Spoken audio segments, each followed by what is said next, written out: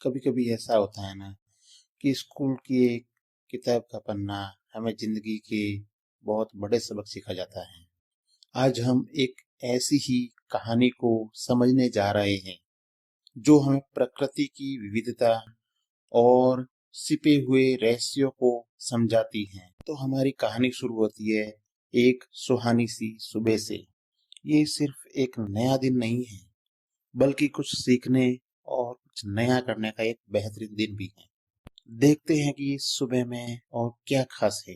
तो जरा सोचिए, कल रात अच्छी बारिश हुई है और आज ताजगी भरी सुबह है और हवा में वो सौंधी सौंधी सी खुशबू है और सब कुछ एकदम धुला हुआ और हरा भरा लग रहा है। और इस प्यारे से माहौल में कुछ बच्चे और उनके गाइड बाहर निकले हैं जो इस शहर को बहुत ही खास बनाते हैं। जो तीन अलग अलग तरह के गाइड हैं। एक तरफ है सुलेखा जी, जो एक साइंस टीचर हैं। वो हमें एक किताबों का एक स्ट्रक्चर ज्ञान देती है। दूसरी तरफ है डॉक्टर रघु, एक साइंटिस्ट जो हमें फैक्ट्स के जरिए क्यों और कैसे समझाते हैं। और फिर हैं मनीराम चाचा, एक सीनियर सिटीजन जिनके पास है जिंदगी के अनुभव का एक अनमोल खजाना जो किसी के पास नहीं मिलता। अब जरा सोचिए, जब ज्ञान के ये तीनों स्रोत एक साथ मिल जाए तो सीखने का मजा ही कुछ और होगा। तो जो ये नेचर वॉक है ना, वो सिर्फ साइंस के रटने के बेस पे नहीं है। इसे एक दिशा देता है हमारा एक प्राचीन ज्ञान, एक ऐसा सबक जो हमें सिर्फ पेड़ों से मिलता है। तो चलिए सदियों पुरानी इस समझदारी को और थोड़ा करीब से जानते हैं। ये है एक संस्कृत श्लोक। इसकी लय और इसके शब्दों पर जरा गौर कीजिए। ये प्रकृति के उदार शिक्षकों यानी पेड़ों के बारे में एक गहरी बात बताता है। वो संस्कृत श्लोक इस प्रकार है: साया मन्यति कुर्वन्ति तिष्ठन्ति स्वयमात्मे फलान्यपि प्रार्थाय रक्षा सत्पुरुषाइव। और इस संस्कृत श्लोक का अर्थ है, बड़े बड़े पेड़ वे खुद तो चिलचिलाती धूप में खड़े रहते हैं ताकि दूसरों को छाया दे सके, और उनके फल वो भी दूसरों के लिए ही होते हैं। और आगे ये श्लोक बताता है कि जो गुणी लोग होते हैं ना, वे भी उन पेड़ों की तरह ही होते हैं। दूसरों की भलाई के लिए खुद तकलीफें सहते हैं, और उन्होंने जो कुछ भी कमाया है वो भी दूसरों की मदद के लिए लगा देते हैं। तो देखा, इस श्लोक का पूरा सार सत्पुरुष के कॉन्सेप्ट पे छिपा है। सत्पुरुष मतलब वो अच्छे लोग जो अपना जीवन दूसरों की भलाई में लगा देते हैं, ठीक उन पेड़ों की तरह जो बिना कुछ मांगे सबको कुछ न कुछ देते ही रहते हैं। और ये कोई पुरानी बात नहीं है, ये आज भी उतनी ही जरूरी है। अब सवाल ये उठता है कि पेड़ों की इस निस्वार्थता का सजीव जगत की विविधता से क्या लेना देना है। सुनने में दोनों अलग लगते हैं, लेकिन इनके बीच में एक गहरा रिश्ता है। चलिए इस कनेक्शन को समझते हैं। तो बच्चों के साथ इस नेचर वॉक का उद्देश्य है कि प्रकृति में इस विविधता को बच्चों को दिखाना, उसे महसूस कराना। जंगल में हमें बहुत कुछ देखने को मिलता है। वो बंदर जो पेड़ की डाली पर लटक रहा है, मोर अपने पंख फैला रहा है, और यहाँ पर अनगिनत पेड़ देखने को मिल रहे हैं। तो यही तो है सजीव जगत में विविधता, एक ऐसी दुनिया जहाँ हर एक छोटे बड़े जीव की एक अपनी जगह है। आखिर पृथ्वी, प्रकृति और हम एक दूसरे से कैसे जुड़े हैं, अब इसे समझते हैं। ये सैर हमें सीखने का एक बहुत ही शानदार मौका देती है, जिसे हम कह सकते हैं ज्ञान के तीन स्तंभ। पहला स्तंभ है शिक्षिका, जो हमें किताबी ज्ञान यानी क्या सिखाती है। दूसरा स्तंभ है वैज्ञानिक, जो हमें लॉजिक से क्या और क्यों सिखाता है। और तीसरा और सबसे महत्वपूर्ण स्तंभ है वो बुजुर्ग, जो अपने अनुभव से उस ज्ञान को असल जिंदगी में जीना सिखाता है। जब ये तीनों मिल जाते हैं ना, तभी हमारी समझ पूरी होती है। क्रियाकलाप 2.1, आइए खोजें और अंकित करें। तो अपने शिक्षक के साथ में मिलकर किसी विद्यालय के उद्यान या आसपास के उपवन में प्रकृति का एक सैर का कार्यक्रम बनाते हैं। प्रकृति की सैर करते समय विभिन्न कीटों, पौधों, पक्षियों और अन्य जंतुओं का अवलोकन करना है। साथ ही मौसम की स्थितियां जैसे गर्म है या ठंडा है या तेज हवा है, ये भी उसमें अंकित करना है। अब प्रकृति की सैर करते समय क्या क्या करना है कि भूमि पर गिरे हुए अलग अलग प्रकार के पत्तों या फूलों को एकत्रित करना है, और क्या नहीं करना कि पौधे और जंतुओं के साथ छेड़छाड़ नहीं करनी है। उद्यान में कोई भी फूल या पत्ती है तो उनको तोड़ना नहीं है। विभिन्न पौधे और पत्तियों के लिए अवलोकन के अपने पास में पैरामीटर है कि उसका तना है, अपन तने को देखेंगे कि तना है वो क्या है, क्या वह कोमल है, क्या कठोर है, उसके बारे में पहले अपन देखेंगे तने के बारे में। फिर पत्तियां देखेंगे उसकी कि पत्तियों की आकृति कैसी है, उसका अभिविन्यास क्या है, पत्तियों के बारे में भी देखेंगे। उसके बाद में फूल कि फूल हैं वो आते हैं नहीं आते हैं, अगर आते हैं तो उनके फूल हैं वो किस रंग के होते हैं, उसके बारे में भी अपन देखेंगे सैर करते समय।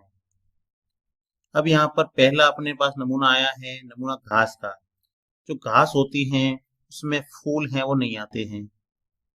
ये घास का चित्र है, घास में फूल नहीं आते हैं। इसका तना है वो कोमल होता है और पतला होता है। ये तना है, तना कैसा है, कोमल और पतला है। हाथ लगाएंगे, हाथ से ये अपने आप मुड़ जाता है। इसकी जो पत्तियां हैं वो तने की भिन्न बिंदुओं से एकांतर रूप से एक पत्ता निकलता है। तने की भिन्न बिंदुओं से एकांतर रूप में निकलता है।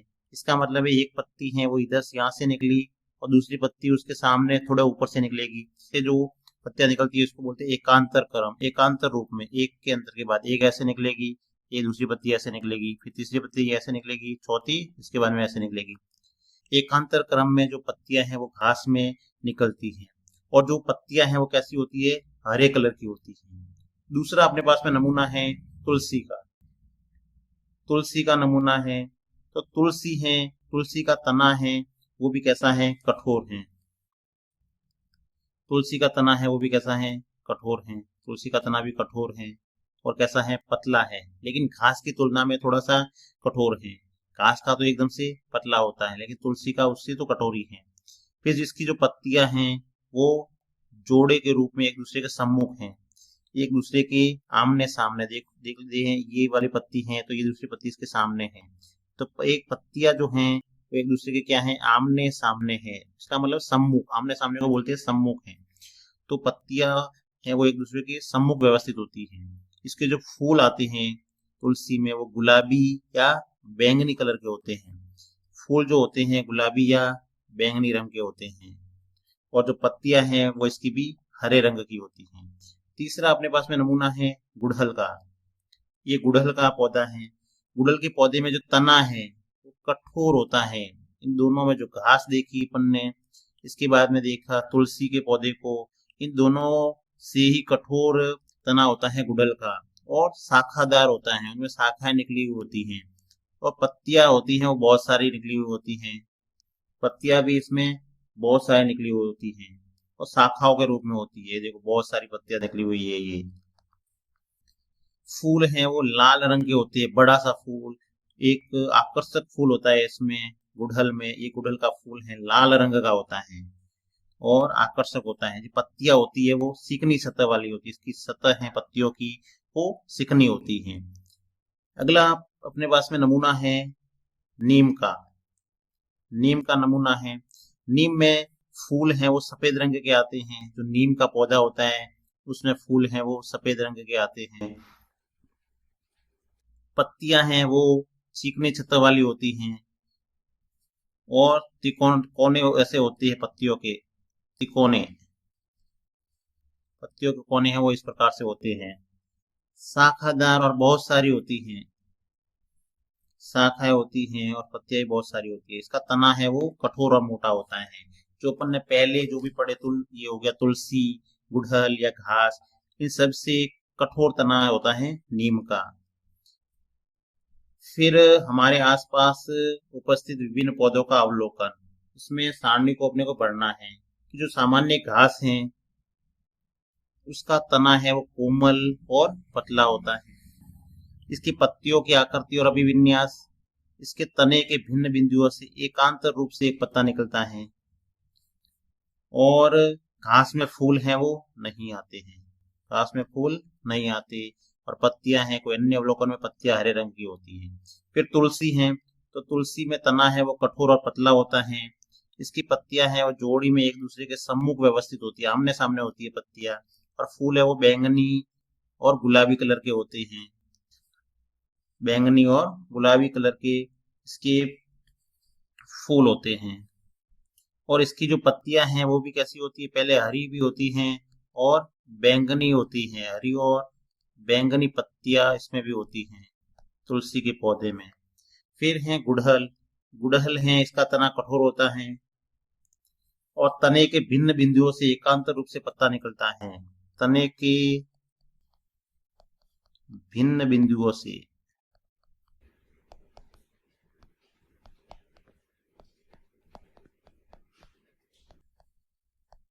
एकांत रूप में जो पत्ता है वो निकलता है गुड़हल में। गुड़हल में फूल है वो बड़ा फूल होता है जो लाल रंग का होता है। गुड़हल में एक बड़ा सा फूल आता है, रोमांचक आकर्षक होता है, जो लाल रंग का होता है। और इसमें जो फूल है वो क्या होता है, आकर्षक फूल होता है, लाल रंग का आकर्षक फूल होता है। फिर है नीम। नीम में जो तना है वो कठोर और मोटा होता है। इसकी पत्तियां हैं वो एक दूसरे के सम्मुख व्यवस्थित होती हैं। पत्तियां हैं वो एक दूसरे के सम्मुख व्यवस्थित होती हैं। और इसमें जो फूल हैं वो सफेद रंग के या हल्के पीले रंग के होते हैं। सफेद या हल्के पीले रंग के फूल हैं वो इसमें होते हैं नीम में। और नीम की पत्तियां है वो कैसी होती है, सीखनी होती हैं। तो अन्य में गुलाब का देखते हैं, अन्य में तो गुलाब लिख देते हैं। गुलाब है तो गुलाब में जो तना है वो मोटा होता है और कंटीला होता है, कांटेदार होता है। तना है वो कांटे के रूप में होता है, कांटेदार। और इसकी पत्तियां है वो भी सम्मुख व्यवस्थित होती हैं। इसकी जो गुलाब है इसमें भी सम्मुख व्यवस्थित होती हैं। और फूल हैं वो लाल, गुलाबी, सफेद या फिर पीला। और इसके फूल हैं वो सुगंधित होते हैं। जो गुलाब है इसके फूल हैं वो सुगंधित होते हैं। इसके फूल हैं वो सुगंधित होते हैं। तो ये थे अपन ने जो पौधे देखे अपने सैर के समय, वो ये पौधे थे और इसके बारे में अपन ने इस सारणी में सब पढ़ दिया है। अब इसको अपन क्या कर सकते हैं कि अपना स्क्रैप बुक है उसमें सैर में जो भी अपने पत्ते या जो भी दिखते हैं फूल उसको अपने स्क्रैप बुक में चिपका सकते हैं। फिर है कि अपन ने क्या क्या देखा वहां पे, तो पौधों में क्या देखा, कुछ समानताएं देखी, कुछ विभिन्नताएं देखी। तो क्या क्या समानताएं देखी और क्या क्या विभिन्नता देखी है वो देखते हैं। तने की विशेषताओं में देखा कि कुछ पौधे होते हैं जिसमें तना है वो कोमल था और छोटा था, और कुछ पौधे थे जिसमें तना है वो कठोर है और लंबा तना है। और पत्तियों में देखा कि पत्तियों की आकृतियां हैं वो भी भिन्न भिन्न थी। कुछ में पौधों में पत्तियां हैं वो एक दूसरे के आमने सामने निकल रही थी, क्योंकि सम्मुख निकल रही थी। और कुछ पौधों में पत्तियां हैं वो एकांत रूप में निकल रही थी। फिर क्या क्या देखा कि फूलों में भिन्नता देखी। फूल हैं उसके रंग में, उसके आकार में, उसके सुगंध में भी भिन्नता देखी। कुछ फूल हैं जो लाल कलर के होते हैं, कुछ पीले कलर के, और कुछ है जो सफेद कलर के फूल है वो होते हैं। इसके बाद है जंतु जगत की ओर।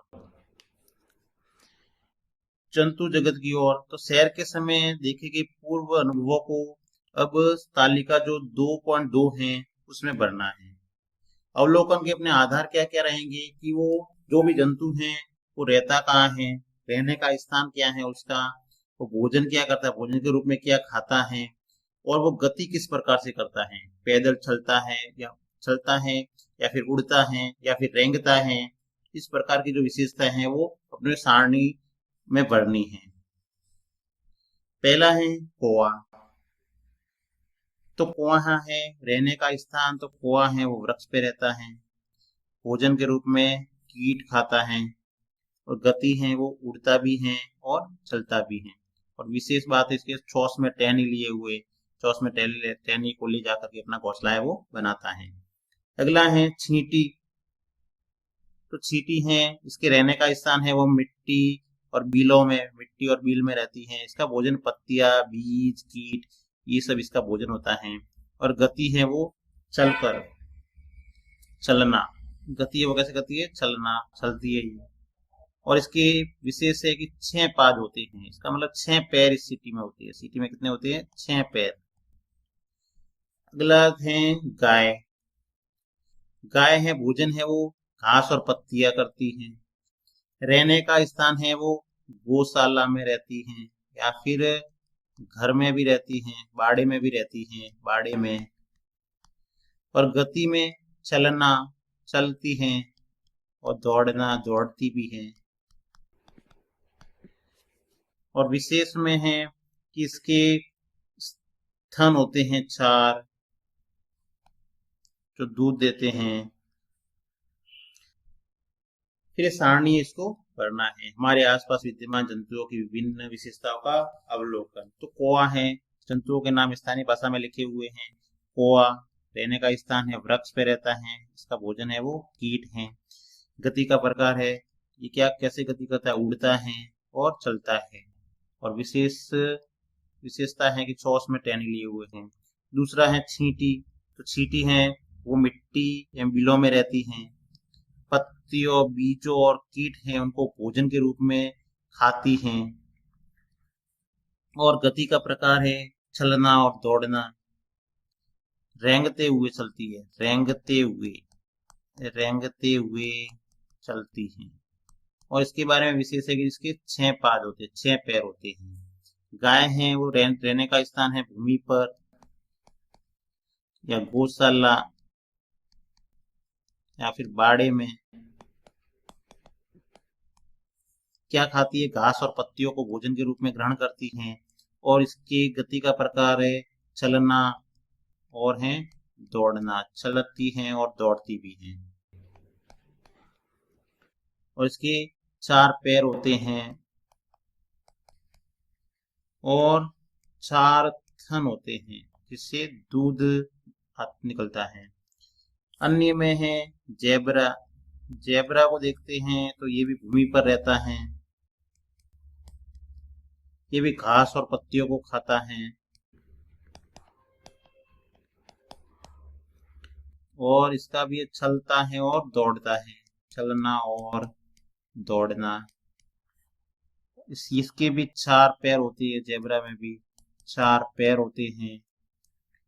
और तवचा पर, जेब्रा है उसकी तवचा पर सफेद और काली धारियां होती हैं। सफेद और काली धारियां होती हैं। फिर है आवास में विविधता। के भिन्न भिन्न पौधे हैं वो अलग अलग जगहों पर रहते हैं। कुछ जीव हैं जो वृक्षों पर रहते हैं, जैसे पक्षी हो गए। कुछ जीव हैं जो भूमि पर रहते हैं, गिलहरी हो गई, खरगोश हो गया। कुछ जीव हैं जो पानी में रहते हैं, जैसे मछलियां, मेंढक। जो मेंढक हैं वो भूमि पर भी रहता है और जल में भी रहता है। जो दोनों जगह रहते हैं उसको बोलते हैं उभयचर। जो मेंढक है वो उभयचर हैं। कुछ जीव जो होते हैं वो भूमि के अंदर भी रहते हैं, चींटियां हो गई, वो हो गई। तो ये सब है वो भूमि के अंदर होते हैं। अब इसके बाद में है भोजन और गति में विविधता, कि जंतुओं द्वारा क्या क्या खाया जाता है उसके बारे में भी। और गति किस प्रकार की है उसमें भी विभिन्न जंतु हैं, उनमें सब में क्या है, विविध अलग अलग प्रकार का भोजन किया जाता है। और गति है वो भी अलग अलग प्रकार की होती है। अगला है क्रियाकलाप 2.2। आइए महत्व समझे। तो 30 सेकंड के लिए अपनी आंखें बंद करके एक पौधे और जंतु के विषय में सोचना है जिसका आपने ध्यानपूर्वक अवलोकन किया और आपको सबसे अधिक अच्छा लगा। उसको क्या करना है, अपने श्याम पट पर उसका चित्र बनाना है। विद्यालय आते समय या जाते समय विभिन्न प्रकार के अपने को जंतु व जीव देखने को मिलते हैं, पौधे देखने को मिलते हैं। तो जो भी देखते हैं उनको यहाँ पे बनाना है। तो अभिव्यक्ति, तो जो भी चित्र दिखा वो यहाँ पर बना दिया। जिसको भी जो भी दिखा वो चित्र है वो बोर्ड पर बना दिए सभी बच्चों ने। उसके बाद में भिन्न भिन्न पौधे और सभी ने भिन्न भिन्न जंतुओं को बना दिए। इसके बाद में चित्र बनाए हैं। क्या इसमें इसके बारे में क्या विचार है आपके? और भिन्न भिन्न कक्षा के सभी छात्र हैं वो भिन्न भिन्न चित्र बनाए गए हैं। क्या अब देखना है कि जो भी अपन ने बोर्ड या श्याम पट पर जो भी बनाया है, क्या वो बाहर जो भी जीव जंतु या पेड़ पौधे हैं, जो बाहर जीव जंतु या पेड़ पौधे हैं, क्या वो सभी अपन ने इस श्याम पट पर या ब्लैक बोर्ड पर बना दिए हैं, या फिर इसके अतिरिक्त भी कुछ छूट गए हैं जो अपन ने नहीं बनाए हैं? तो हाँ कि भाई सभी तो आ नहीं सकते, इस पे कुछ हैं जो बच गए हैं, जो यहाँ पर नहीं बने हैं। तो विभिन्न प्रकार के जहाँ जो भी श्याम पट पर बनाए हैं, उसके अलावा भी बहुत सारे जीव हैं, वो पेड़ पौधे हैं वो होते हैं। फिर जैव विविधता क्या होता है? कि जैव विविधता होता है कि किसी विशेष क्षेत्र में पाए जाने वाले पौधों और जंतुओं की विविधता। पौधे और जंतुओं में विभिन्न प्रकार की विविधता पाई जाती है, उसको बोलते हैं जैव विविधता। और जैव विविधता में जो भी जीव हैं उन सब की एक सदस्य सभी की भूमिका होती है। फिर निष्कर्ष है कि अवलोकन हमारे आसपास का जीवन है। फिर हमने क्या क्या पहले अवलोकन किया, कौन कौन से पौधे वो, उसके बाद में अभिव्यक्ति मतलब ब्लैक बोर्ड बनाया, इसके बाद में इसके बारे में अपन ने चर्चा की। इसके बाद में है सजीव जगत में विविधता के लिए वर्गीकरण करना। तो वर्गीकरण करना है कि किसको किस वर्ग में रखेंगे। तो सभी जो पौधे जंतुओं को भोजन और आश्रय प्रदान करते हैं, और जंतु फल खाने के बाद बीज फैलाने में सहायता करते हैं, तो पौधे और जंतु एक दूसरे पर निर्भर रहते हैं। पौधों का बीज है वो खाया, इसके बाद में बीज कहीं पे रख देंगे तो वहां पे फिर दूसरा पौधा है वो बन जाएगा, उग जाएगा। तो जो जंतु और पौधे हैं वो दोनों ही एक दूसरे पर निर्भर रहते हैं। अपन देखते हैं कि अगर अपनी नोटबुक और सभी जो भी सामान है बैग का वो एकदम से बिखरा हुआ होता है, तो अपने को कोई सामान ढूंढने में बहुत सारी परेशानी होती है। अगर सभी चीजें हैं वो व्यवस्थित रखी हुई हैं तो उनको ढूंढना है वो आसान हो जाता है। तो अगर इस चित्र में अव्यवस्थित पड़ा हुआ अगर इसमें से कोई ढूंढना है तो इसको निकालना है थोड़ा सा मुश्किल है, लेकिन यहाँ पर सभी को व्यवस्थित रूप से जमाया हुआ है तो अपन आसानी से उस चीज को ढूंढ सकते हैं। तो ऐसे का ऐसा नियम है वो सजीव जगत पर भी लागू होता है। अगर कुछ जीव के लिए व्यवस्थित रूप से उसको उस में रखा गया व्यवस्थित रूप से, तो अपन उसको आसानी से ढूंढ सकते हैं। तो समूह कैसे बना सकते हैं? पहला तो है कि समानता है, उसमें क्या है, समानताओं के आधार पर समूह बना सकते हैं, और भिन्नता या विभिन्नता क्या है उसके आधार पर। तो हमारे चारों ओर विविध प्रकार के पौधे और जंतु विद्यमान हैं, और हमारे समूह बनाने का आधार रहेगा समानताएं और विभिन्नताएं, कि उसमें क्या क्या समानता है और क्या क्या विभिन्नता है। तो क्रियाकलाप 2.3 है, उसमें क्या करना है, विज्ञान को करके सीखे। पहले अपने संग्रह करेंगे जो भी सामग्री होगी उसका, उसके बाद में उसका अवलोकन करेंगे, उसके बाद में उसका समूह बनाएंगे और उस पर चर्चा करेंगे। पहला चरण है डेटा संग्रह करना।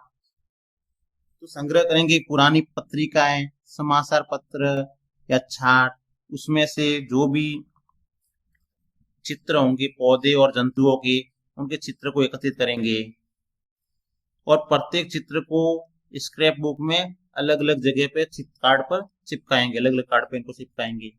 उसके बाद में उसका अवलोकन करेंगे, उनमें क्या क्या विशेषताएं पाई जाती हैं। जैसे गाय हो गई तो इसमें 4 पैर हैं, 2 कान हैं, 4 थन हैं। फिर ये पौधा है तो पौधे में फूल हैं, फिर पत्तियां हैं, फिर फूल का रंग क्या है, ये सब देखेंगे। फिर इसमें है तो इसमें क्या कैसे उड़ता है या फिर चलता है, पंख हैं या पैर हैं, तो ऐसी विशेषताओं को अपन अवलोकन करेंगे। इसके बाद में इनके समूह बनाएंगे। तीसरा चरण है समूहीकरण और चर्चा करेंगे कि एक समान विशेषताओं के आधार पर समूह बनाएंगे। कि जंतु हैं तो जंतु में रखेंगे, अगर पौधे हैं तो पौधों में। दो समूह बना लिए, एक जंतु वाला समूह बना लिया, दूसरा बना दिया पौधों का समूह। तो जो जंतु हैं वो सब इस समूह में रख दिए और जो पौधे हैं वो दूसरे समूह में रख दिए। इसके बाद में इनको पहचानने का अलग अलग वर्गीकरण कर सकते हैं। कि पहला है कि ऊंचाई के आधार पर वर्गीकरण कर सकते हैं। ऊंचाई का मतलब लंबा या छोटा है, कोई लंबा है कोई छोटा है, इस प्रकार से भी वर्गीकरण कर सकते हैं। या फिर भोजन के आधार पर भी वर्गीकरण कर सकते हैं। जो पौधे हैं वो स्वपोषी होते हैं, वो अपना भोजन है स्वयं बनाते हैं, तो भोजन के आधार पर भी वर्गीकरण कर सकते हैं, स्वपोषी और विषमपोषी। विषमपोषी का मतलब है जो दूसरों पे भोजन के लिए निर्भर रहते हैं, उसको बोला जाता है विषमपोषी। तो वर्गीकरण का आधार है वो ये भी हो सकता है कि ऊंचाई के आधार पर कोई लंबा है कोई छोटा है, और भोजन के आधार पर भी वर्गीकरण कर सकते हैं, कोई स्वपोषी होगा कोई विषमपोषी होगा। तो इस प्रकार से इसका वर्गीकरण है वो कर सकते हैं। तो पौधा है उसमें तने की मोटाई भी हो सकती है, ऊंचाई भी हो सकती है, कठोरता भी होती है। पत्तियां हैं तो पत्तियों का रंग भी होता है। तो इस प्रकार से इनका वर्गीकरण है वो आसानी से कर सकते हैं। फिर है सजीव जगत में विविधता में पौधों को जानने की विधि। तो समूह बनाने के विषय तर्क क्या है? तो आपने जंतुओं के विविध विशेषताओं के आधार पर उनके समूह बनाए होंगे, जैसे वे क्या खाते हैं, वे क्या रहते हैं, किस रंग के हैं, वे कैसे चलते हैं। तो इस प्रकार से भी इनका जो वर्गीकरण है वो आसानी से कर सकते हैं। अब समूह बनाने से क्या होता है कि समूह बनाने का क्या महत्व है? तो समूह बनाने से पौधे और जंतुओं को उनकी समानताओं और विभिन्नताओं के आधार पर समझना और उनको अध्ययन करना है वो सरल हो जाता है। अब समूह बनाने के आधार है कि फूलों की उपस्थिति, उसमें फूल उपस्थित है कि नहीं है, तना कोमल है कठोर है, उनका खान पान स्वभाव कैसा है, उनका रहने का स्थान कैसा है। तो इस प्रकार से इनके समूह है वो बना सकते हैं। समूह बनाने का महत्व ये है कि अध्ययन करना सरल हो जाता है। एक तो समूहीकरण हमें जटिल प्रकृति को आसानी से समझने की अनुमति देता है और समानता और विभिन्नता को पहचान सकते हैं। हम तुलना करके सीखते हैं कि पौधों में क्या समान है और क्या अलग अलग है। तो समानता और विभिन्नता को सीख सकते हैं और उनका अध्ययन है वो समूह बनाने से सरल हो जाता है। अब पौधों के समूह कैसे बनाएं कि उनकी आकृति, तने की आकृति है वो कैसी है, फूल है उनकी व्यवस्था या आकार कैसा है, या पत्तियों का रंग है वो कैसा है। तने, पत्ती, फूल, इन सभी से संबंधित विभिन्नताओं के आधार पर पौधों के समूह है वो बना सकते हैं। तो वर्गीकरण के 3 संभावित परिणाम हैं। ऊंचाई और तने के आधार पर अपन वर्गीकरण है वो 3 प्रकार से कर सकते हैं। पहला शाख हो सकता है, दूसरा झाड़ी और तीसरा हो सकता है वृक्ष। शाख, झाड़ी और वृक्ष, ऊंचाई और तने के आधार पर। क्रियाकलाप 2.4 में देखते हैं कि आइए समूह बनाते हैं। पहला है ऊंचाई का अवलोकन कि कुछ पौधे हैं वो छोटे हैं अपने से, कुछ पौधे जो बराबर हैं, ऊंचाई अपने ऊंचाई के बराबर हैं, और कुछ पौधे हैं वो बहुत अपने से बहुत ऊंचे हैं। पहले तने को देखते हैं। तने का रंग है वो क्या है, भूरा है, गहरा है। कुछ पौधे हैं जिसमें तने का रंग है वो हरा होता है, कुछ पौधों में भूरा होता है। फिर तने की बात कर रहे हैं तो तने को देखना है कि भाई तना है वो उसका कैसा है। अपन हाथ से मोड़ेंगे तो मुड़ जाता है, या फिर हाथ से मोड़ेंगे तो नहीं मुड़ेगा। अगर तना है वो कोमल है तो इसका मतलब वो हाथ से आसानी से मुड़ जाएगा, और तना कठोर है वो तो वो नहीं मुड़ेगा। अब अपने को तने को छूकर महसूस करना है, लेकिन ये भी ध्यान रखना है कि अपन मोड़ते वक्त है वो तना है वो टूटना नहीं चाहिए।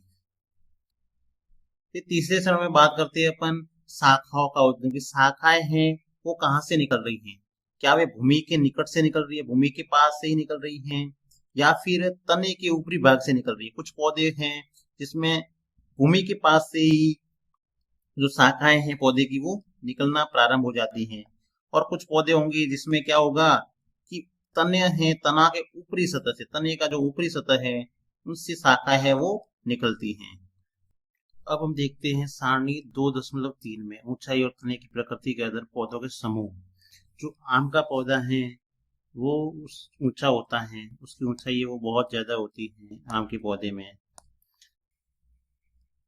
हरा और भूरे रंग का जो तना होता है, भूरे रंग का होता है आम में। और जो तना है वो कैसा होगा, कठोर होता है। और तना है वो कैसा होता है, मोटा भी होता है, कठोर होता है और मोटा होता है। और शाखाओं का प्रकटन क्या भूमि के निकट से निकलती है क्या? नहीं, भूमि के निकट से नहीं निकलती। इसमें तने में ऊंचाई से निकलती हैं, ऊपर से निकलती हैं शाखाएं। तो इसको कहाँ पे रखेंगे अपन? वृक्ष में। ये क्या हो गया? वृक्ष हो गया। दूसरा है गुलाब। गुलाब की ऊंचाई है वो मध्यम ऊंचाई होती है। जो गुलाब में तना है वो पूरा और कठोर होता है, लेकिन क्या होता है, पतला होता है। और शाखा है वो भूमि के निकट से निकलती है। सही बात है, तने की ऊंचाई पर नहीं। तो इसको किस में रखेंगे अपन? झाड़ी में। तीसरा है टमाटर। टमाटर है ऊंचाई में छोटा होता है, ज्यादा बड़ा ऊंचाई नहीं होती इसकी। तना है वो हरे रंग का होता है और कैसा होता है, कोमल होता है उसका तना। हाथ से अपन ऐसे करेंगे तो मुड़ जाता है, पतला होता है। शाखाओं का प्रकटन हाँ भूमि के निकट से होता है, इसमें भी तने की ऊंचाई से नहीं होता है। लेकिन ये क्या होता है, अपने से छोटा होता है, इसलिए इसको क्या बोलेंगे? शाख बोलेंगे। अगला है पीपल। पीपल जो है उसमें ऊंचाई है वो बहुत होती है, ऊंचा होता है ये भी। पीपल है वो भी ऊंचा होता है। तना है वो भूरे रंग का होता है। कैसा होगा उसमें? कठोर होता है, तना कठोर होता है। और वो कैसा होता है? मोटा होता है। और शाखाओं का प्रकटन है वो भूमि के निकट से नहीं होता, तने में ऊंचाई पर होता है। शाखा है वो तने में ऊंचाई से निकलती है। तो इसको किसमें? अपने से बहुत बड़ा होता है पीपल भी, तो इसको भी रखेंगे वृक्ष में। 5 नंबर पर लिखते हैं तुलसी को। तुलसी का पौधा है वो कैसा होता है? मध्यम ऊंचाई का होता है। तुलसी का पौधा है वो मध्यम ऊंचाई का होता है। और इसका रंग है वो बैंगनी या भूरा होता है, बैंगनी या फिर भूरा। और तना है वो कठोर होता है, लेकिन पतला होता है। और शाखाओं का प्रकटन है वो इसमें भी भूमि के निकट से ही होता है, तने की ऊंचाई पर नहीं होता है। तो इसको अपन रखेंगे झाड़ी में। ये लगभग अपने जितना ही होता है, अपने ऊंचाई तक ही। अगला लिखते हैं 6 नंबर पे नीम को। अगले पौधे को लेते हैं नीम। अब नीम है वो है ऊंचा होता है, ये भी अपने से बहुत ऊंचा होता है। अब तना है वो भूरा होता है और कठोर होता है और मोटा भी होता है। और शाखाओं का प्रकटन है वो भूमि के निकट से नहीं होता है, इस तने की ऊंचाई से होता है। तो इसको भी क्या रखेंगे? वृक्ष। नीम को भी वृक्ष कहेंगे। अगला लेते हैं अपन अमरूद। जो अमरूद हैं वो भी क्या होता है? ऊंचा होता है। तना है वो भूरा होता है, तना कठोर भी होता है, तना मोटा होता है अमरूद में भी। फिर शाखा है वो भूमि के निकट से नहीं निकलती, इसमें भी जो शाखा है वो तने की ऊंचाई पर से निकलती है। तो जो अमरूद है वो भी किसमें आएगा? वृक्ष में। तो इस प्रकार से अपन पादपों के समूह में 3 समूह बन जाते हैं। एक तो वृक्ष होता है, एक झाड़ी होती है और एक शाख होता है। फिर आगे बढ़ते हैं। अब देखते हैं शाख को पहले कि शाख भाई क्या होता है। तो शाख जो होता है कुछ पौधे होते हैं वो वृक्षों की तरह ऊंचे नहीं होते हैं, और ये हैं वो ऊंचाई छोटी होती हैं। उनके तने हैं वो कोमल होते हैं और हरे होते हैं। तने कोमल और हरे होते हैं। तो जो हरे पौधे हरे और कोमल तने वाले होते हैं और ऊंचाई में छोटे होते हैं, उसको कहा जाता है साग। उसको क्या कहा जाता है? साग। जिन जो ऊंचाई में छोटे, हरे और कोमल तने वाले पौधे होते हैं उसको साग कहा जाता है। जैसे टमाटर, तो ये टमाटर का पौधा है। ऊंचाई कम इतनी होती है, तना है वो हरे कलर का है, और पौधे हरे रंग की है पूरा, तो इसको बोलते हैं साग। ऊंचाई में छोटे होंगे। दूसरा है झाड़ी। कुछ पौधे होते हैं जो वृक्ष की तरह तो ऊंचे नहीं होते हैं। इस प्रकार के पौधे के अनेक भूरे रंग की काष्ठ या लकड़ी जैसे तने होते हैं, जो भूमि के निकट शाखाओं के रूप में निकलते हैं। भूमि के निकट से जो तने हैं वो इसकी जो शाखाओं के रूप में निकलते हैं, और तने हैं वो इसमें कठोर होते हैं, लेकिन इतने कठोर नहीं होते। वृक्ष के जितने मोटे तने नहीं होते। कठोर तो होता है झाड़ी में, लेकिन वृक्ष के जितने मोटे नहीं होते हैं। तो इस प्रकार जो पौधे होते हैं उनको कहा जाता है झाड़ी।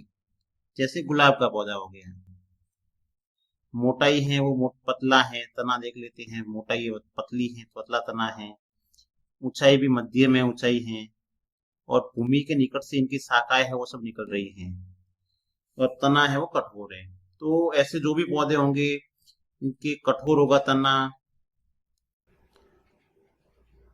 लेकिन मोटा नहीं होगा, पतला होगा, और ऊंचाई है वो भी मध्यम होगी, उसको कहा जाता है झाड़ी। जैसे गुलाब का पौधा हो गया। तीसरे नंबर पे आता है वृक्ष, जो बहुत बड़े होते हैं, बहुत ऊंचे होते हैं, ऊंचाई है वो बहुत ज्यादा होती है। इनका तना है वो कठोर भी होगा और मोटा भी होगा। देखो तना बहुत कठोर है और इसकी मोटाई भी ज्यादा है, मोटाई भी इसकी ज्यादा है। और शाखाएं हैं, इसकी शाखाएं हैं वो तने के कुछ ऊंचाई से निकलती है। तना है तो तने के कुछ ऊंचाई से इसकी शाखाएं निकल रही हैं। तो ऐसे पौधे जो भी होंगे जो बहुत ऊंचे होंगे, तना है वो कठोर और मोटा होगा, और शाखाएं है वो तने की ऊंचाई से निकलती हैं, उसको बोला जाता है वृक्ष। तो ये वृक्ष हैं। अब इनका तुलनात्मक अध्ययन करें तो शाख जो हैं उनकी ऊंचाई ऊंचाई में छोटा होगा, झाड़ी मध्यम ऊंचाई होगी, और वृक्ष जो होगा उसका ऊंचाई है वो ज्यादा होगी। तने की प्रकृति की बात करें तो शाख में तना है वो हरा और कोमल होता है, झाड़ी में कठोर होता है, और वृक्ष जो होगा उसमें कठोर होगा लेकिन मोटा होगा। शाखाएं हैं वो आधार के पास से निकलती है इसमें भी और झाड़ी में भी, और वृक्ष होता है तो उसमें तने के ऊपर से शाखाएं निकलती हैं। अब देखते हैं आगे कि कुछ जो जैसे झाड़ी होगी तो तना है वो कठोर और काष्ठीय, अधिक मोटे नहीं होते। शाखाएं भूमि के निकट से निकलती है, जैसे गुलाब हो गया। शाख में तने हरे और कोमल होते हैं और आकार में छोटे होते हैं, जैसे टमाटर हो गया। अब दुर्बल तने भी कुछ होते हैं। कुछ पौधों के तने होते हैं वो दुर्बल होते हैं। कुछ पौधों के जो तने हैं दुर्बल होते हैं, और ऊपर चढ़ने के लिए सहारे की आवश्यकता होती है। कुछ पौधे के जो तने होते हैं वो कैसे होते हैं? दुर्बल होते हैं। ऊपर चढ़ने के लिए सहारे की आवश्यकता होती है। उनको बोला जाता है आरोही लता, या इसको बोला जाता है क्लाइंबर। आरोही लता या फिर इनको क्लाइंबर कहा जाता है। जो दुर्बल होंगे और ऊपर चढ़ने के लिए सहारे की आवश्यकता होगी। तो ये जो पौधा दिख रहा है उसको सहारे से ऊपर चढ़ रहा है। जैसे मटर का पौधा है तो किसी सहारे से ऊपर चढ़ेंगे तो उसको बोला जाता है आरोही लता, या फिर उसको कहा जाता है क्लाइंबर। दूसरे जो दुर्बल तने के रूप में होते हैं उनमें भूमि पर सतह पर फैल कर भी आगे बढ़ते हैं।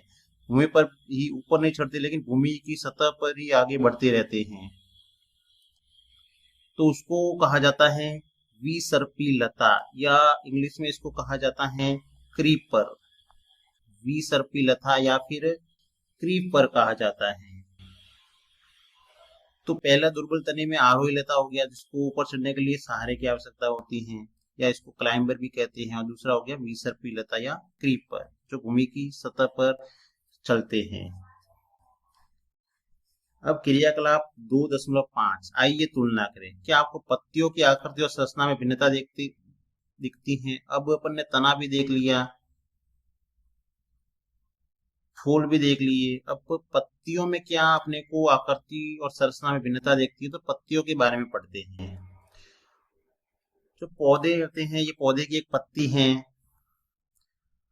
पौधे की पत्ती है, इनमें पतली पतली सी जो रेखाएं होती हैं, जो लाइनें होती हैं, पौधे में जो पतली पतली सी लाइनें पत्ती में बनी हुई होती हैं, उसको कहा जाता है सिराएं। जो भी पतली रेखाएं होती हैं उनको कहा जाता है सिराएं। पत्ती में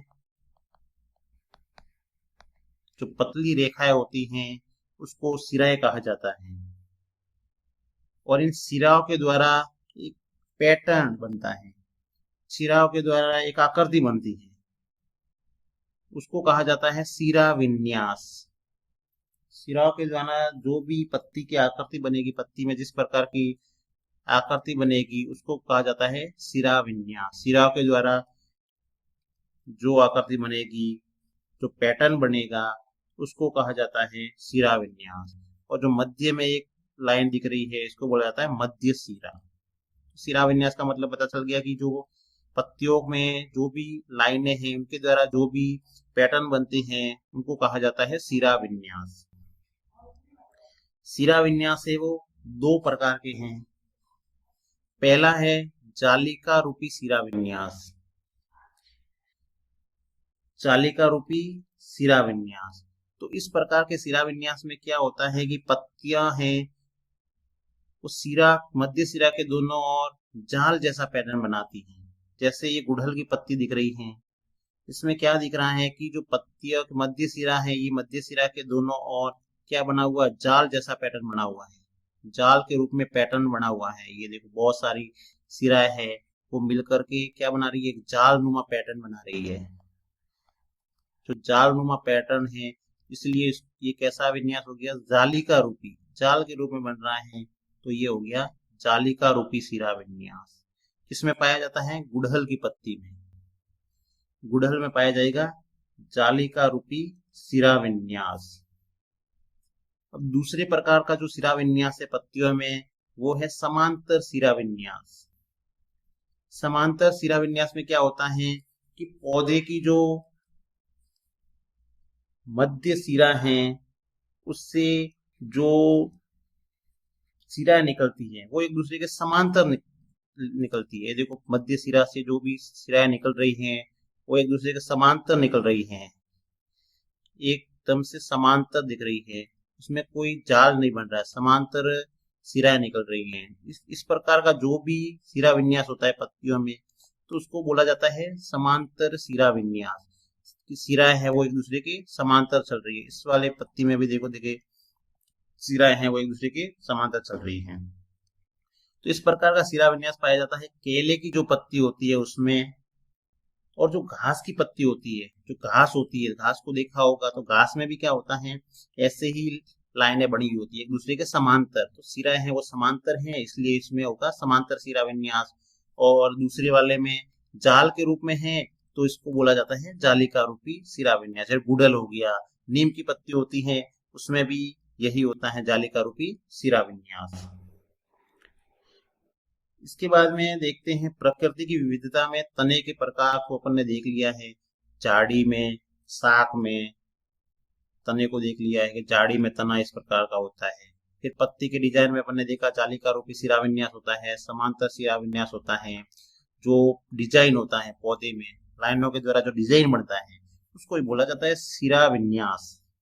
तो हर पौधा होगा, उसकी पत्ती में अलग अलग डिजाइन होगा, उसमें लाइनों का, और लाइनों का जो डिजाइन होता है उसी को बोला जाता है सिरा। पत्तियों के बाद में बारी आती है जड़ के बारे में। तो जड़ है, तो जड़ के बारे में पढ़ते हैं।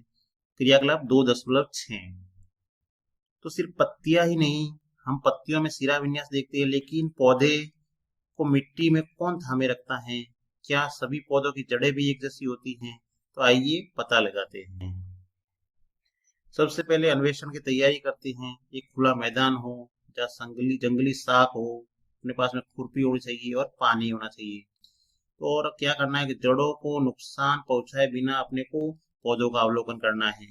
खुदाई की विधि, खुदाई कैसे करनी है? मिट्टी को पहले गीला करना है पानी से, इसके बाद में खुरपी की सहायता से सावधानी पूर्वक उसको खोजना है। खोदने के बाद में जड़ें हैं वो टूटनी नहीं चाहिए। फिर सफाई और अवलोकन, पहले अपन जड़ निकालेंगे तो इस तरीके से उसमें मिट्टी लगी हुई होगी, उसको पानी से धोना है और धोने के बाद में अपने को जड़ है वो आसानी से सही से दिखाई देगी। पहली जो जड़ है वो मूसला जड़। मूसला जड़ है, इसमें क्या होता है कि इसके पास में से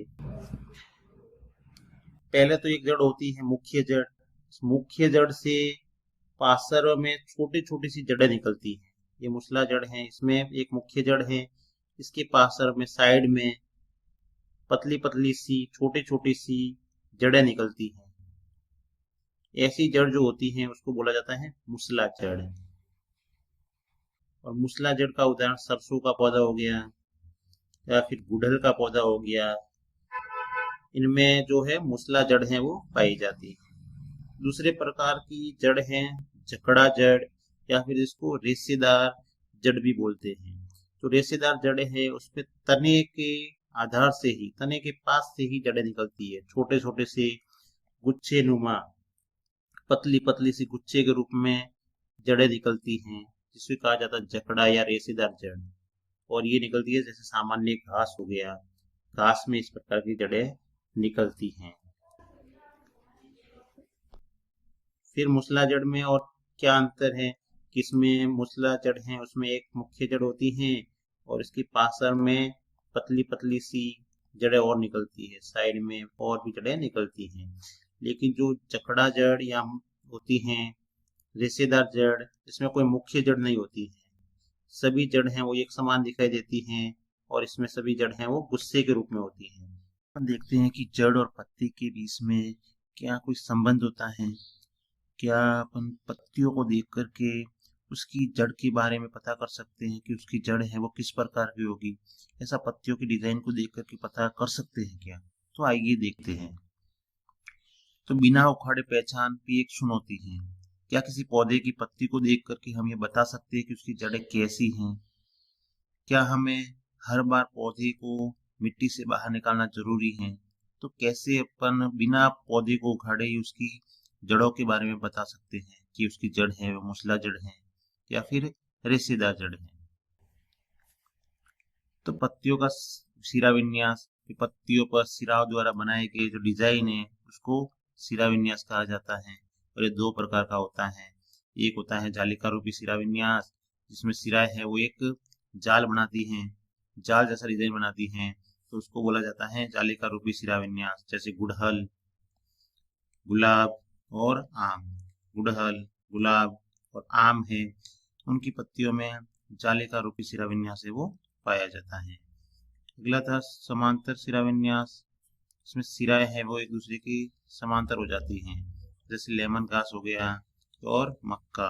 लेमन घास, मक्का, इनमें जो सिराएं है वो समांतर होती है, तो इसलिए इसमें समांतर सिरा विन्यास पाया जाता है। जड़ के बारे में पढ़ा कि जड़ है वो दो प्रकार की है, एक है मूसला जड़ और दूसरी है जकड़ा या रेशेदार जड़। मूसला जड़ के बारे में पढ़ा है कि उसमें एक मुख्य जड़ होती है और इससे कई छोटी जड़ें निकलती है। ये मुख्य जड़ है, इस मुख्य जड़ से कई छोटी जड़ें निकलती हैं, इसलिए इसको बोला जाता है मूसला जड़। जैसे ये गाजर हो गया, मुख्य जड़ है, इससे छोटी छोटी जड़ें निकलती हैं। फिर जकड़ा जड़ में क्या होता है, इसमें मुख्य जड़ नहीं होती हैं, सभी जड़ें एक समान दिखाई देती है, गुच्छे के रूप में होती हैं। इसमें जो जड़ें होती हैं वो जकड़ा या रेशेदार में रेशे के रूप में होती है, गुच्छे के रूप में होती है। अब अपन देखते हैं लेमन घास। आइए कुछ पौधों का निरीक्षण करते हैं। एक लेमन घास है, गेंदा है और सदाबहार है। पहला अवलोकन अपना समांतर पत्तियां। लेमन घास और जो मक्का है इसमें पत्तियां हैं वो क्या है, पत्तियों में सिरा विन्यास है वो कैसा है, समांतर।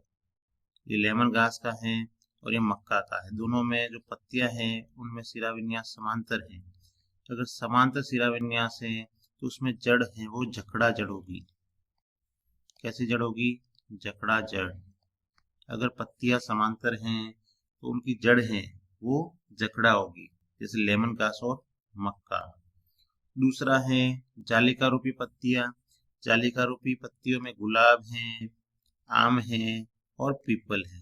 गुलाब, आम और पीपल, इनमें जालिका रूपी सिरा विन्यास पाया जाता है। और जिसमें भी जालिका रूपी सिरा विन्यास होगा उसमें मूसला जड़ पाई जाएगी। जिसमें भी सिरा विन्यास है वो जालिका रूपी होगा, उसमें मूसला जड़ पाई जाएगी। जैसे गुलाब है, एक मुख्य जड़ होगी और इससे फिर दूसरी जड़ें निकलेगी छोटी छोटी सी। ये आम का पौधे की जड़ है तो इसमें भी एक मुख्य जड़ होगी और इससे फिर दूसरी जड़ें निकलेगी। और पीपल में भी ऐसा ही होगा, एक मुख्य जड़ होगी और उससे दूसरी जड़ें छोटी छोटी सी निकलेगी। तो ध्यान रखने की बात है कि जिसमें समांतर सिरा विन्यास होगा, समांतर सिरा विन्यास होगा पत्तियों का, उसमें जो मूल होगी वो जकड़ा मूल होगी। और जिसमें जालिका रूपी होगा उसमें जो मूल होगी वो मूसला मूल होगी।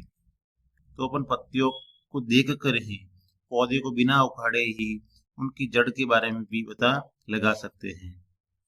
सारणी 2.4 को देखते हैं कि लेमन घास है उसमें सिरा विन्यास पत्ती में समांतर पाया जाता है, तो जड़ कैसी है, जकड़ा या रेशेदार।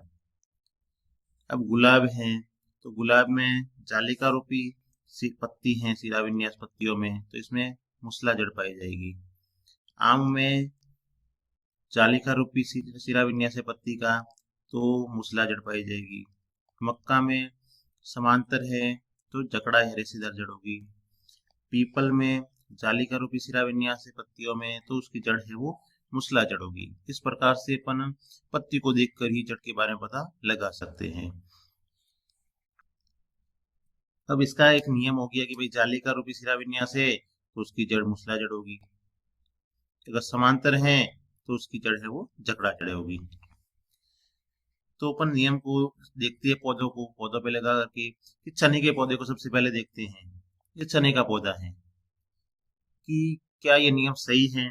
तो देखते हैं कि चने के पौधे में इसकी पत्तियां हैं उनमें सिरा विन्यास है जालिका रूपी।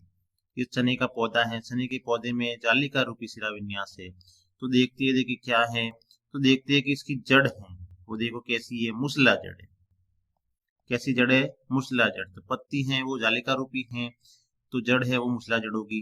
तो अपन ने देखा है इस पौधे में कि हाँ भाई सही है इसकी बात की जालिका रूपी सिरा विन्यास है तो जड़ है वो मूसला जड़ है।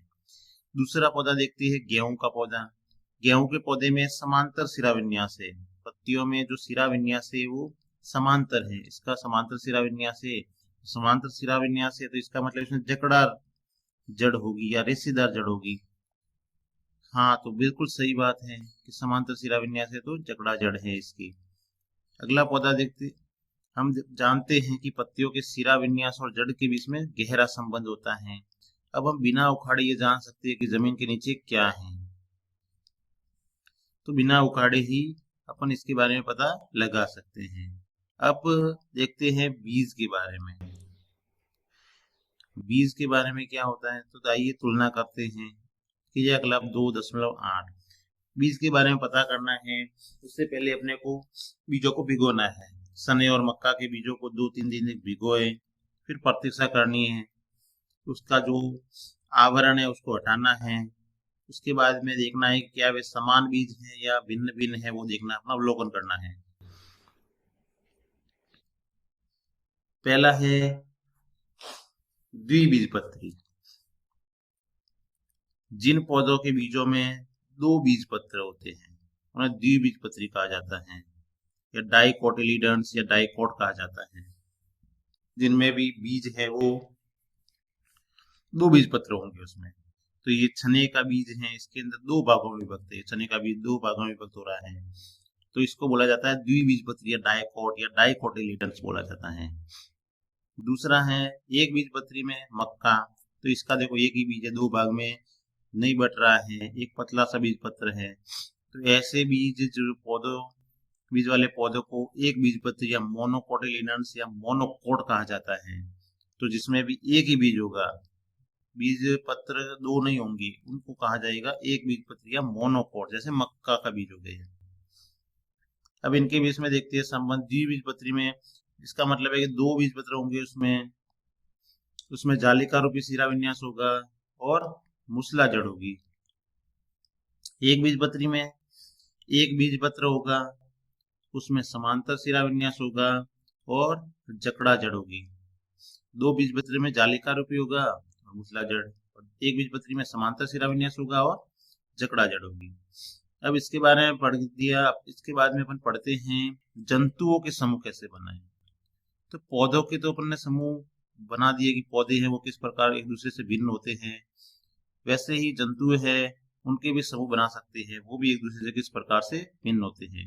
और अपने वर्गीकरण का आधार रहेगा कि उनकी गति है वो कैसी, किस प्रकार से ये जंतु है वो गति करते हैं। उनका आवास, आवास मतलब वो रहते कहाँ हैं। और तीसरा अपन आधार लेकर चलेंगे वर्गीकरण का, बाह्य संरचना, उनकी जो बाहरी संरचना दिखावट है वो कैसी है। इन संरचनाओं को देख करके अपन इनका जंतुओं का वर्गीकरण करेंगे। तो चलिए देखते हैं। जंतुओं में विविधता, क्रियाकलाप 2.9, गति और संरचना का अवलोकन।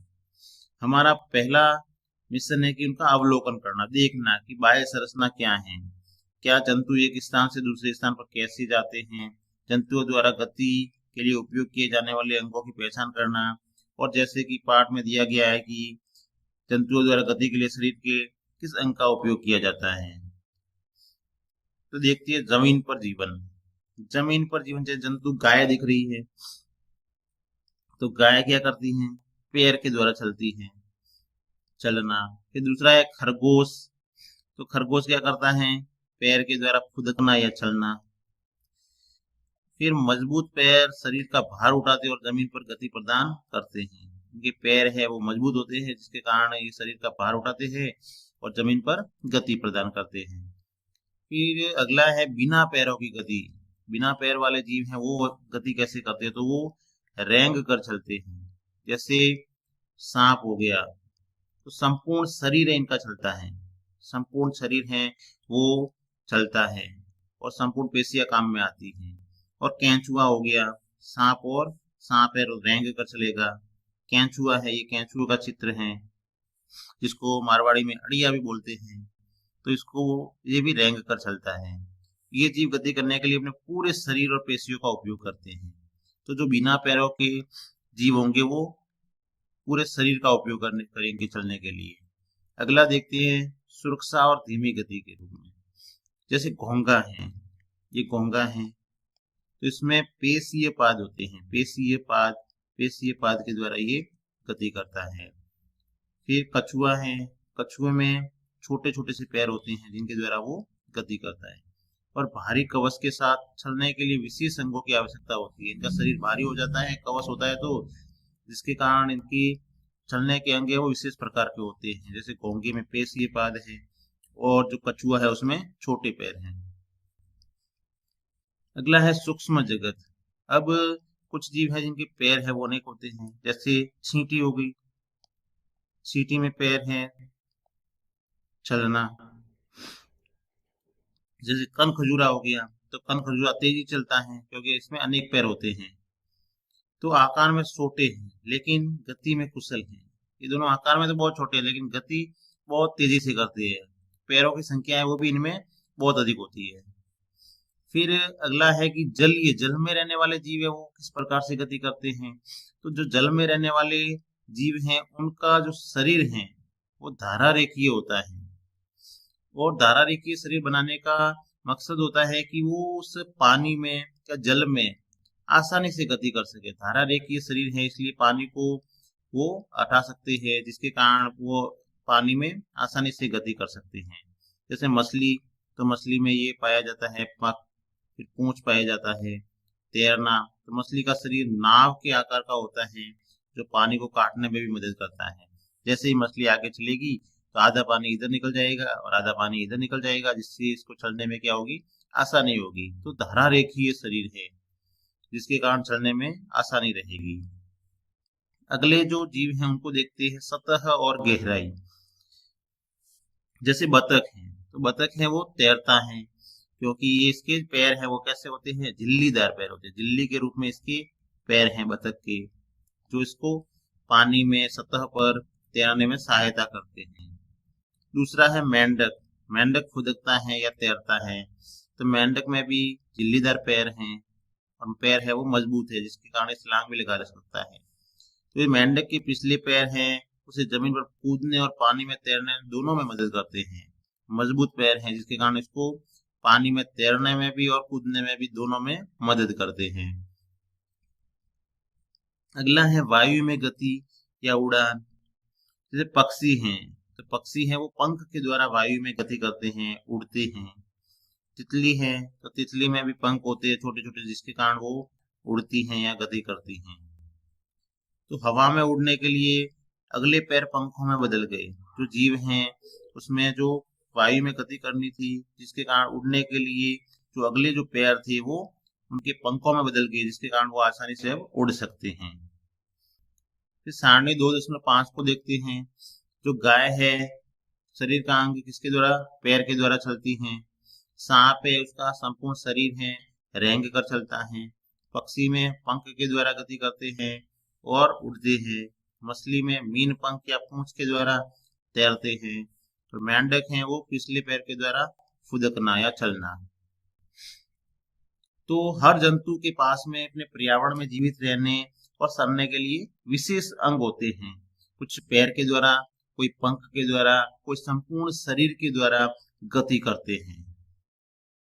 अब हम आगे देखते हैं कि विभिन्न परिवेश में पौधे और जंतु। तो अपने प्रकृति की सैर के दौरान हमने अवलोकन किया था कि विभिन्न जीव जंतु हैं वो भिन्न भिन्न परिवेशों में रहते थे। उनका रहने का जो परिवेश है वो भिन्न भिन्न होता है। तो तालिका 2.5 में अपने जीव जंतुओं की गति को भी अंकित किया है कि जंतु हैं वो किस प्रकार से गति करते हैं। पैर के द्वारा भी गति करते हैं, रेंग कर भी गति करते हैं, और कुछ है जो उड़ करके भी गति करते हैं, पंखों के द्वारा भी। तो क्या जंतुओं की गति है वो भी परिवेश पर निर्भर करती हैं। जैसे हम बकरी और मछली को ही लेते हैं। मछली है वो जल में रहती हैं और जल में गति करने के लिए इसका शरीर है वो धारा रेखित होता है या स्ट्रीम लाइन जिसे बोलते हैं, और उसमें पख या फिन होते हैं जिसके द्वारा ये गति करती है। ये देखो मछली का चित्र है, ये पख होते हैं या जिसको फिन भी बोलते हैं, जिसके द्वारा ये जल में गति करती हैं। दूसरे में बकरी दी हुई है, तो बकरी है वो घास वाले क्षेत्र में रहती हैं क्योंकि इसको घास खानी पड़ती है, और ये किसके द्वारा, टांग के द्वारा गति करती है। तो जो जंतु हैं उनमें आकार और आकृति भी क्या होती है, एक दूसरे से भिन्न भिन्न होती हैं और गति भी अलग अलग अंगों के द्वारा करते हैं। अब क्रियाकलाप 2.10 को देखते हैं, जिसमें एक तालिका दी हुई है और कुछ नाम दिए हुए हैं। तो इसमें और नाम है वो अपन जोड़ सकते हैं। तालिका दी हुई है जिसमें विभिन्न परिवेश में पाए जाने वाले जंतु और पौधे दिए हुए हैं। पहला दिया है मरुस्थल में ऊंट पाया जाता है, पर्वतीय क्षेत्र में देवदार का वृक्ष, महासागर में जहाँ पानी होगा तो मछली, जंगल में शेर पाया जाता है।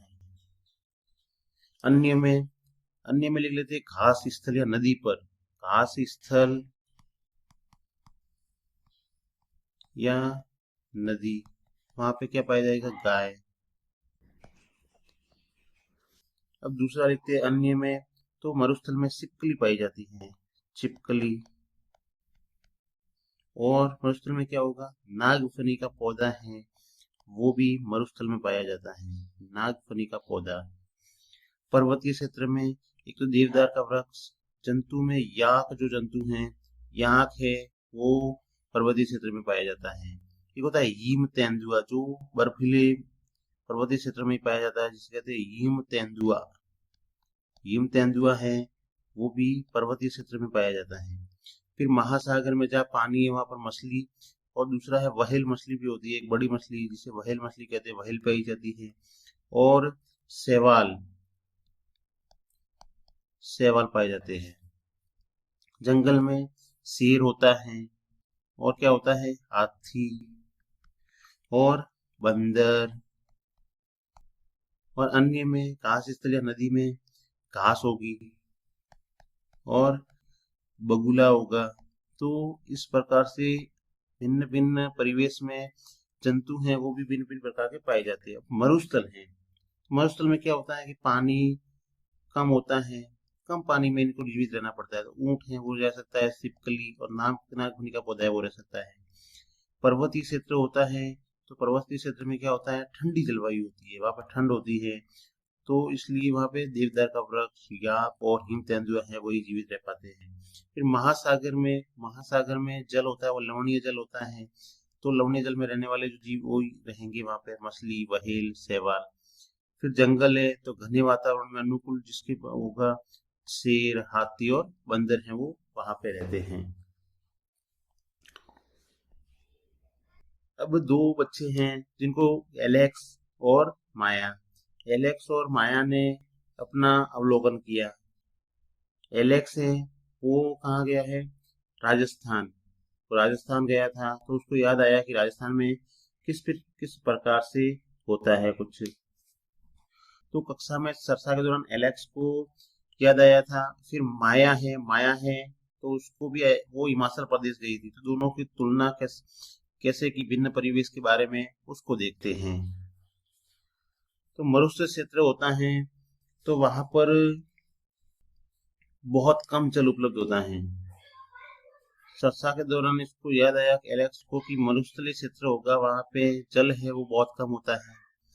तापमान दिन में अत्यधिक गर्म होता है, मरुस्थलीय क्षेत्र में दिन का तापमान बहुत गर्म होता है और रात का तापमान है वो अत्यधिक ठंडा होता है, क्योंकि रेत है वो जल्दी से ठंडी भी हो जाती है।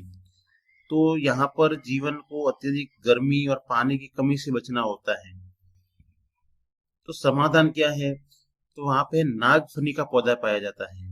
जो एलेक्स ने राजस्थान के मरुस्थलों में इस पौधे को देखा है, एलेक्स ने घूमते वक्त नागफनी के पौधे को देखा है। अब ये है नागफनी का पौधा जो कम पानी में भी जीवित रह सकता है। क्यों रह सकता है, क्योंकि मोटे और मांसल तने होते हैं इसके, मोटे तने होते हैं और मांसल होते हैं जिसमें पानी की कमी नहीं होती है। नागफनी है इसके तने हैं वो मोटे और मांसल होते हैं ताकि वे पानी को जमा करा सके। तो उसमें मोटे तने हैं तो उसमें पानी जमा रहता है और यह उन्हें मरुस्थल की अत्यधिक गर्मी और पानी की कमी में भी जीवित रहने में मदद करता है। तो इस प्रकार से जो नागफनी है वो मरुस्थल में भी जीवित रहते हैं। दूसरा है जो हिमालयी क्षेत्र है वहां पे देवदार का वृक्ष पाया जाता है, देवदार का वृक्ष पाया जाता है। तो देवदार का वृक्ष है उसकी आकृति है शंकु के आकार की होती है, इस प्रकार से शंकु के आकार की होती है। क्यों होती है कि जैसे ही यहाँ पर बर्फ पड़ता है वहां पे तो बर्फ पड़ेगा, तो शंकु के आकार की है तो यहाँ से सीधे वो नीचे आ जाएगा, बर्फ पड़ेगा सीधे नीचे गिर जाएगा। और इसकी पत्तियां हैं वो भी, शाखाएं हैं वो भी झुकी हुई होती हैं, बर्फ इसके ऊपर पड़ेगा तो वो इसके ऊपर ठहरेगा नहीं और ये भार सहन करने में सक्षम होते हैं, तो जिससे बर्फ है वो भी धीरे धीरे नीचे गिर जाएगा। शंकुआकार आकृति होती है। ये रहा देवदार का पौधा, नीचे झुकी हुई शाखाएं होती हैं। तो बहुत ठंडे पर्वतीय क्षेत्रों में हिमपात होता है, बहुत सारा बर्फ गिरता है वहां पे। वृक्षों की बनावट सुनिश्चित करती है कि उन पर बर्फ टिकता नहीं है और आसानी से फिसल जाता है। देवदार है वो पर्वतीय क्षेत्र में पाया जाता है।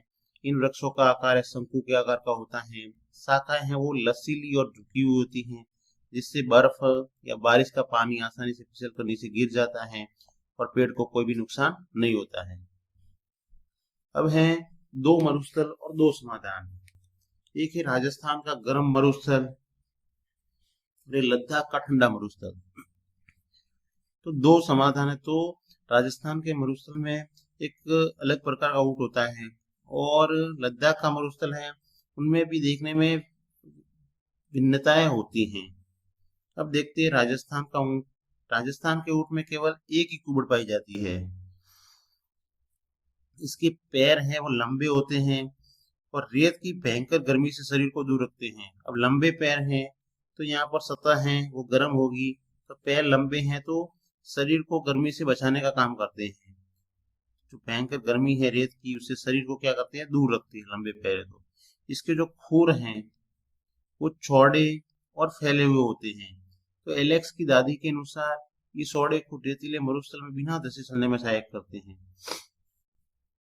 इसके जो पैर है वो गद्दे के आकार के गद्दीदार होते हैं, जो जो रेत होती है उसमें धंसते नहीं हैं, और रेगिस्तान में जो होती हैं रेत, उसमें आसानी से चल सकते हैं।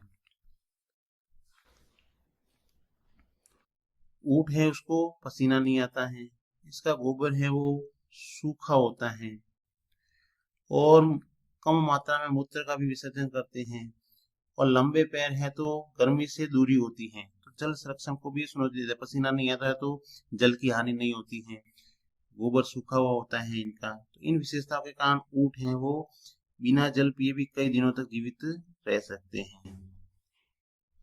अगला है लद्दाख का ऊंट। तो लद्दाख का पर्वतीय क्षेत्र का ऊंट है, उसमें दो कुबड़ पाए जाते हैं। बाल हैं वो सिर से लेकर गर्दन के निचले भाग तक लंबे बाल होते हैं, और बर्फीले मौसम में जमने से बचाने के लिए होते हैं। बाल इस पे बहुत सारे होते हैं जो उसको सर्दी से बचाव करते हैं। उसमें ऊंचाई और पैर छोटी ऊंचाई होती है। ये ऊंट हैं जो लद्दाख वाले हैं, पर्वतीय क्षेत्र में पाए जाते हैं, वहां पर ऊंचाई छोटी होती है, पैर हैं वो भी छोटे होते हैं। ये उन्हें ठंडे पहाड़ी मरुस्थलीय क्षेत्रों में आसानी से चलने और संतुलन बनाने में सहायक होते हैं। अब लंबे पैर हैं वो मरुस्थल की रेत की गर्मी से दूर रखते हैं, और लद्दाख के जो ऊंट हैं उसमें ऊंचाई कम होती है, ठंडे पहाड़ी क्षेत्र में आसानी से चलने और संतुलन बनाने में सक्षम होते हैं। अब भोजन का भंडारण, ऊंट अपने कुबड़ में भोजन संचित करते हैं। इसका जो कुबड़ है यहाँ पर भोजन को या वसा को संचित करते हैं भोजन को, और भोजन की जब कमी आती है तो कुबड़ का उपयोग होता है, और वे छोटे होते हैं। गर्म मरुस्थल जो होता है उस ऊंट में एक कुबड़ पाया जाता है, और ठंडा मरुस्थल होता है उसमें ऊंट में दो कुबड़ पाए जाते हैं। अब ठंडे मरुस्थल के ऊंटों में सिर से लेकर के गर्दन के निचले भाग तक लंबे बाल होते हैं, जो जीवित रहने में सहायक होते हैं, जो उनको ठंड से बचाते हैं। अब भोजन है जब भरा हुआ होता है कुबड़ में, तो कुबड़ है वो खुला हुआ होता है, और भोजन का उपयोग हो जाता है तो ये कुबड़ है वो भी सिकुड़ जाता है।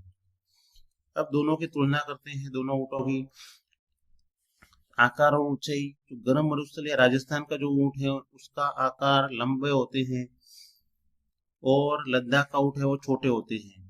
पैर और खूर, गर्म मरुस्थल या राजस्थान का जो ऊंट है वो फिर पैर लंबे, चौड़े खूर और रेत में बिना धंसे चलने के लिए होते हैं। ठंडे मरुस्थल का जो ऊंट है उसमें छोटे पैर होते हैं पहाड़ों पर चलने के लिए। गर्म मरुस्थल का जो ऊंट है उसमें कुबड़ एक पाया जाता है, और ठंडे मरुस्थल के ऊंट में दो कुबड़ पाए जाते हैं। बाल, गर्म मरुस्थल में छोटे बाल होते वाला ऊंट होता है, और ठंडे मरुस्थल में सिर से गर्दन तक लंबे और घने बाल होते हैं उसमें। तो इस प्रकार से दो परिवेश है, तो वहां पर जो जंतु हैं उनमें भी अलग अलग प्रकार से भिन्नताएं पाई जाती हैं। अब पर्वतीय क्षेत्र के बारे में देखते हैं। पर्वतीय क्षेत्र में एक पौधा है लेकिन उसके दो रूप हैं। पौधा एक है लेकिन रूप है वो अलग अलग हैं। अब जो माया है उसने नीलगिरी के 16 वन में खूबसूरत और लाल फूल वाले बुरांस या रोडोडेंड्रॉन को देखा। इसका नाम है बुरांस या रोडोडेंड्रॉन। क्या नाम है? बुरांस या रोडोडेंड्रॉन।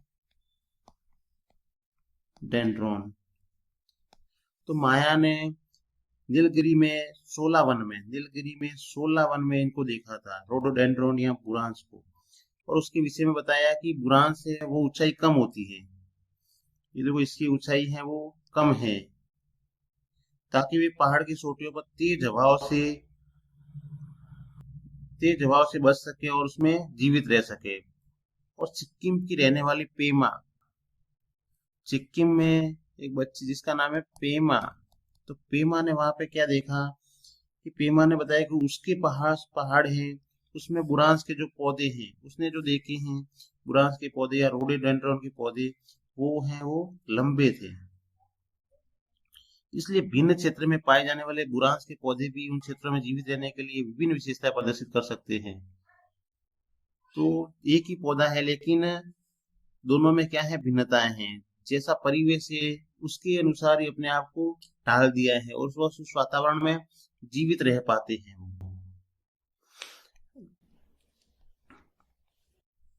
और बर्फ और हवा से रक्षा तो देवदार के वृक्ष को अपन ने देख ही लिया है।